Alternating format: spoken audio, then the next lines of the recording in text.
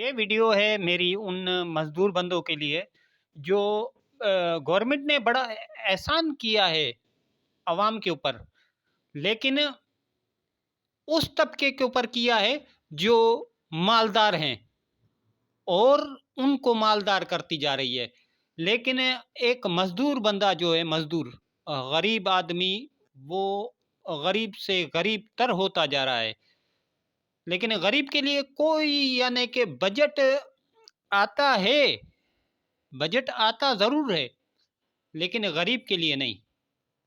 ये वीडियो और ये वाला क्लिप जौन-सा मैं अभी आपको दिखा रहा हूँ, ये क्लिप देखने के बाद मैं आपको पूरी डिटेल बताऊँगा कि गरीब के साथ क्या ज़्यादतियाँ हो रही हैं। ये क्लिप देखें और इसके बाद भी वीडियो कंप्लीट देखनी है आपने। 17,573 अरब रुपए मालियत का विफाकी बजट पार्लियामेंट में पेश। खसारा 6,501 अरब रुपए होगा। 2,000 अरब रुपए के इजाफी रेवेन्यू के हुसूल के लिए 450 अरब रुपए के नए टैक्स आयद होंगे। वजीर खजाना मोहम्मद औरंगजेब की बजट तकरीर। कहा, सरकारी मुलाजमीन की तनख्वाहों में 10%, पेंशन में 7.5% इजाफा होगा। तनख्वाहदार तबके के लिए बड़ा रिलीफ। टैक्स स्लैब्स में कमी का फैसला। 6 से 12 लाख तनख्वाह पर टैक्स की शरह 5 से कम करके 2.5% हो गई। 12 लाख आमदन पर टैक्स की रकम 30,000 रुपए से कम करके 6,000 करने की तजवीज़। पेट्रोल और डीजल पर 2.5 रुपए कार्बन लेवी आयद। 850 सीसी तक की छोटी गाड़ियों पर 18% सेल्स टैक्स आयद करने का फैसला। शरीके हयात के इंतकाल के बाद फैमिली पेंशन की मुद्दत 10 साल तक महदूद।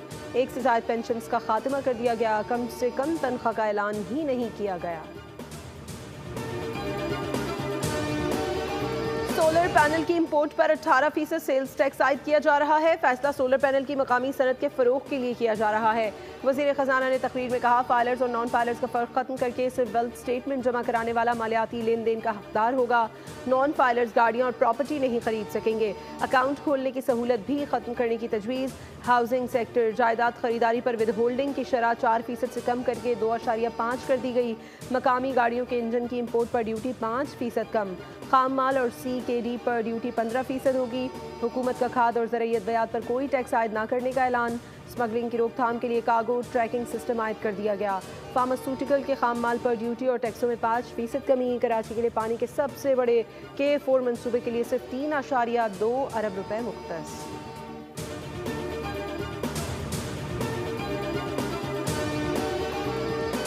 आइंदा माली साल दिफा के लिए 2,550 अरब रुपए मुख्तस करने की तजवीज़। बर्री फौज के लिए 1,165 अरब, पाक फ़ज़ाइया के लिए 520 अरब 74 करोड़ रुपए और पाक बहरिया के लिए 265 अरब 97 करोड़ रुपए मुख्तस करने की तजवीज़।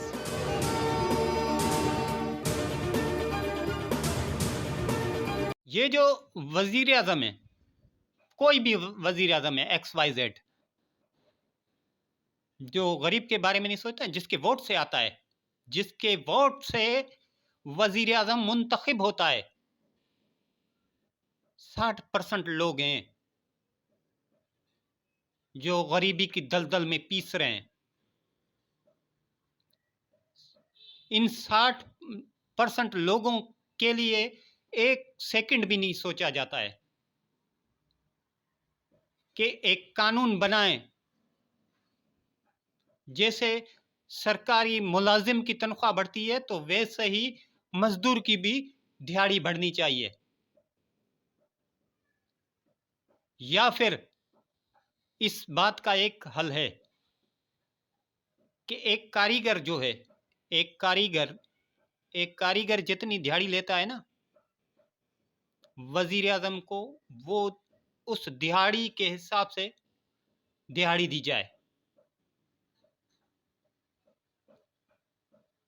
अगर उस एक दिन अगर उसने छुट्टी की, जैसे सरकारी छुट्टी होती है, अगर उसने एक दिन छुट्टी की तो वो दिहाड़ी उसकी कटेगी, वो उसकी दिहाड़ी कटेगी।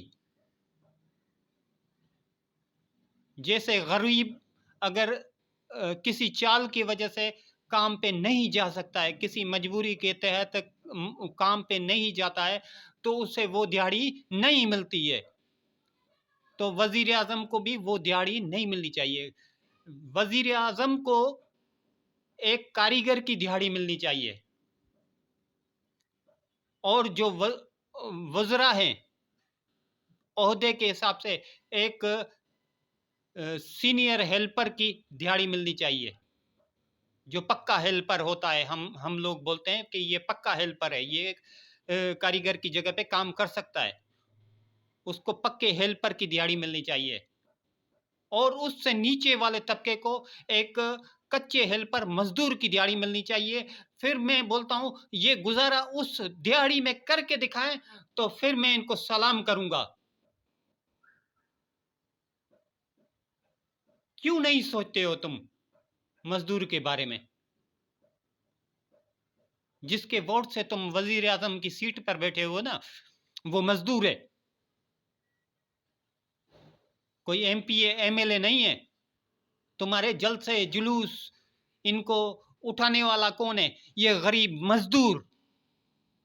तुम्हारी कब्र खोदने के लिए भी मजदूर होता है, मजदूर। कोई एमपी एमएलए कब्र नहीं खोदने के लिए आएगा तुम्हारी। इस गरीब के बारे में सोचो, इस मजदूर के बारे में सोचो। अगर वो किसी मजबूरी के तहत रोड पे नहीं आता है, उसकी वो मजबूरी है। उसकी मजबूरी क्या है कि वो अगर काम से छुट्टी करेगा ना, तो उसका एक दिन का खर्चा और उस दिन का जो सा है, उसके घर में चूल्हा नहीं जलेगा। क्यों नहीं सोचते हो तुम लोग? तुम्हारे घर में बच्चे नहीं हैं?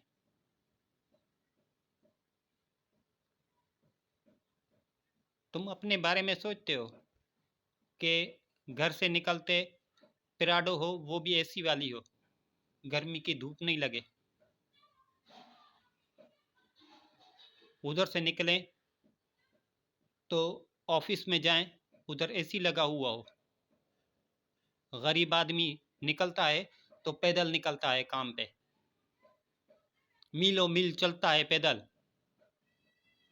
तपती धूप में सारा दिन 8 से 10 घंटे काम करता है वो, तपती धूप में। तुम्हें जरा भी एहसास नहीं है? जितने भी बजट बनाते हो, कोई कानून तो बनाओ ना इस मजदूर के लिए, जिसकी वजह से तुम आज इस मुकाम पर हो।